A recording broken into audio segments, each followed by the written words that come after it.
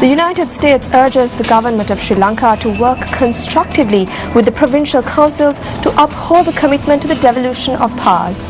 Now, the statement was made by the U.S. Ambassador to the UN Human Rights Council, Erin Donohoe, at the general debate of the 33rd meeting at the 24th regular session of the Human Rights Council. The United States congratulates the people of Sri Lanka on their successful elections in 3 provinces, and we urge the government of Sri Lanka to work constructively with the provincial councils and uphold its commitments to devolution of powers.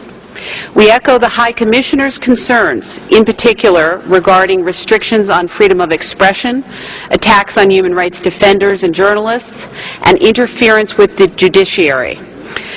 We note the High Commissioner's assessment that, absent meaningful progress on accountability, calls for an international inquiry will persist. We call on the government to implement Council Resolutions 9/2 and 22/1, including implementing the constructive recommendations of the LLRC report and conducting an independent and credible investigation into allegations of violations of international human rights and international humanitarian law. Also speaking at the debate, India says that it looks forward for the government of Sri Lanka and the Tamil National Alliance to engage constructively to address the needs of the people in the north. The government of Sri Lanka has honoured its commitment to the international community to hold elections to the Northern Provincial Council.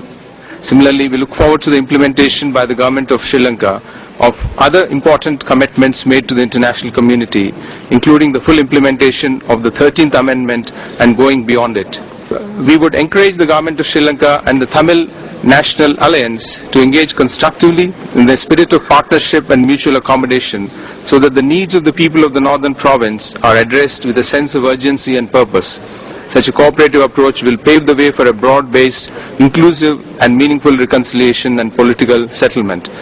The government and the people of India are committed to working with the government of Sri Lanka to further this process so that all communities in Sri Lanka, including the minorities, can feel that they are equal stakeholders in a united Sri Lanka and can look forward to a future marked by equity, equality, justice, dignity and self-respect.